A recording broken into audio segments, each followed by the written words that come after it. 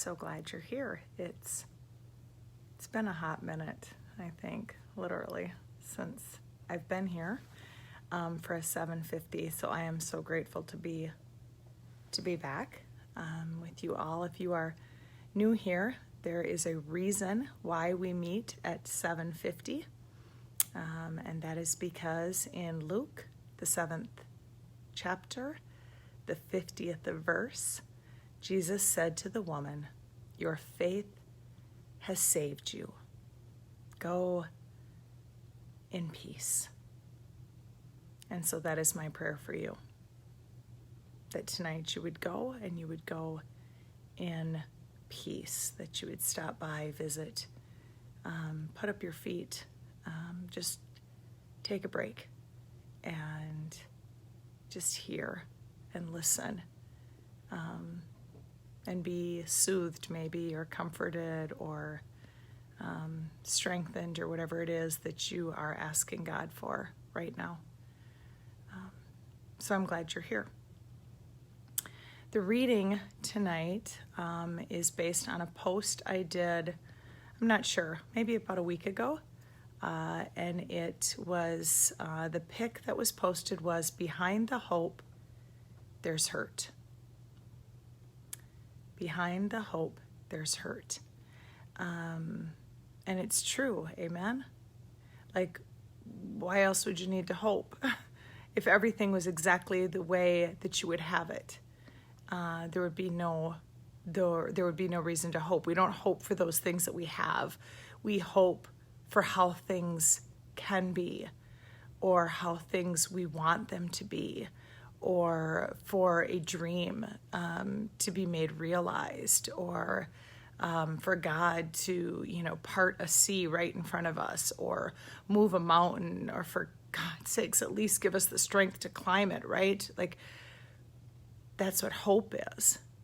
It's this expectation of good.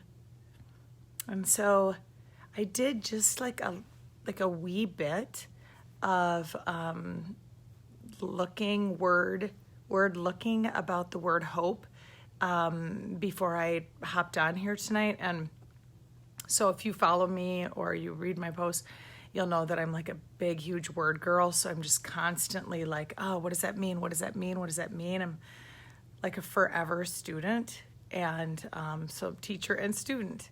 And so this is what I found, though, so I want to share it with you because I loved it. I just loved it, okay? So one of the things I found said this: the meaning of the word hope, the Indo-European root of the word hope, is the same root from which the word curve or to bend comes from. Therefore, the root of the word hope gives us the connotation of a change in direction, going in a different way.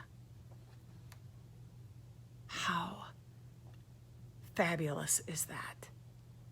Right? That's what hope is. And so I was thinking about how hope is both a noun and a verb. And so there's words like that in our English language where they're both a noun and they're a verb. And so that's what hope is. Like, we have hope, but then we also hope. So it's this both noun and verb. And so I was thinking about hope and like, what is it? What is it? And so right before I hopped on here, I grabbed a piece of scratch paper like I do, and I wrote, "Hope is the means by which we move forward." Hope is the means by which we move forward.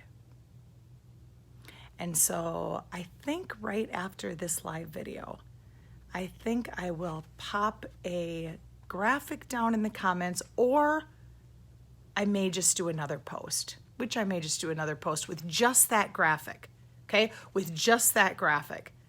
And you can have it, and you can save it, and you can share it, you can do whatever you want with it. But that's where my head and my heart is at tonight. Like, hope is the means by which we move forward. So let's head to tonight's reading. Behind the hope, behind the hurt, there is hope. Behind the hurt, behind the hope, there is hurt. I'm going to get it right eventually, right? Behind the hope, there is hurt. Behind the hope, there's hurt. Amen. For where else is hope born, if not from hurt? The soul's way of surviving, the heart's way of continuing on, the mind's way of moving forward, not to forget, but to live once again. Yes, hope.